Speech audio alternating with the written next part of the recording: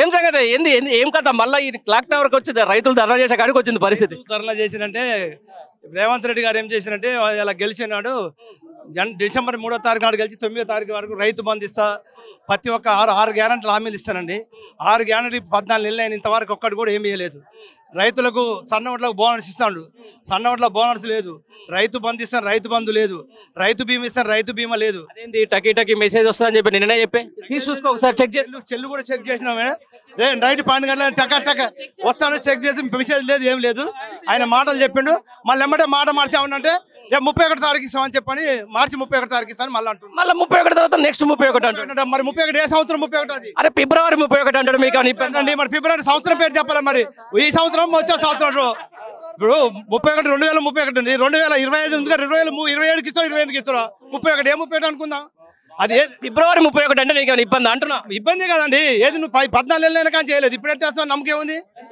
అవతాతలకు 4000 ఇస్తాను, అది లేదు. మహాలక్ష్మి పథకం ఇస్తాను, అది లేదు. తులం బంగారం పెడతాను, అది లేదు. మహాలక్ష్మి పథకం 2500 ఇస్తాను, ఆడవాళ్ళకి అది లేదు. మీరేమో ఇట్లా మాట్లాడుతున్నారు. మేము గ్రామ సభలు పెట్టాం, ఇలా జనాలకు ప్రశ్నించి అర్హులందరికీ 6 పథకాలు ఇస్తున్నామని చెప్పేసి కాంగ్రెస్ అంటున్నారు. మీరేమో అనవసరంగా ఈ ధర్నాలకి దీనికి ఎందుకు వస్తున్నారు నాకు అర్థం కాక అడుగుతాం. ఏ గ్రామ సభ పెట్టినా గ్రామ సభలు ఏం చేసినట్టే అప్లికేషన్ పెట్టిన అప్లికేషన్ చదివారు, కానీ కనీసానికి ఏమైనా ప్రొసీడింగ్ కానీ శాంక్షన్ లెటర్ చదివి ఇందిరా మిల్లు వచ్చినాయి, ఈ 50 మందికి వచ్చిన ఊళ్ళో ఒక 20 మందికి వచ్చిన చెప్పలే.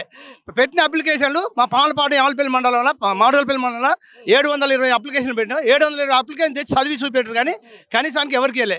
60 రేషన్ కార్డులు అన్నాడు, 60 రేషన్ కార్డు లేదు, ఇందిరా మిల్లు లేవు, రైతు బంధు లేదు, ఏ విషయాలు కూడా ఎవరికి ఏమి ఇవ్వలేదు. ఇంతవరకు మాటలు చెప్పుకుంటూ పోయిండు. కనీసానికి 14 నెలలు అయితే 14 నెలల సంది ఏం కూడా ఇంతవరకు ఒక్కరు కూడా ఏమి ఇవ్వలేదు రైతు బంధు. అమ్మ చెప్తారేందే మొత్తం మేము రైతుల స్థితిగతులు మారినాయి, దేశంలో అత్యంత ఎక్కువ పంట తెలంగాణలో వంతుందని చెప్తున్నారు, కాళేశ్వరం కూలిపోయింది అయినా కూడా పండిందని చెప్తున్నారు. మీరేమో ఏం ఉట్టిన వచ్చి ధర్నా చేస్తున్నారు ఎందుకంటున్నా? ఎక్కడ వేయలేదండి. మండలానికి ఒక ఊరని పెట్టిర్రు, మండలానికి ఒక ఊరు, చిన్న ఊర్లు పెట్టిర్రు. పెద్ద ఊర్లో అయితే మరింత ఇవ్వాలని చిన్న గూడెవాసం చూసి ఒక ఊరికి వచ్చి ఒక ఐదుగురికి ఒక అప్లికేషన్ ఇచ్చారు, మేము ఇస్తున్నామని చెప్పారు. నైట్ తెల్లారుతాం టింగ పడతాయని చెప్పారు. ఆ టింగలే వేలు అందరు మెసేజ్లు చూసుకొని చప్పగా తలకాయని అలాగేసుకుని అన్ని పేపర్లు ఏమో రైతులు చాలా హ్యాపీగా ఉన్నారు, రైతు భరోసా పడ్డది 12,000 పడ్డందుకు చాలా సంతోషంగా ఉందని చెప్పేసి పేపర్లలో రాస్తున్నారు. 12,000 పడలే, ఏది చెప్పిందే 15,000 చెప్పిండు. కేసీఆర్ 10,000 ఇస్తుంటే ఆయన కంటిన్యూగా ఇచ్చేది. ఆ 10,000 నేను 15,000 ఇస్తాను, 15,000 12,000 పెట్టిండు.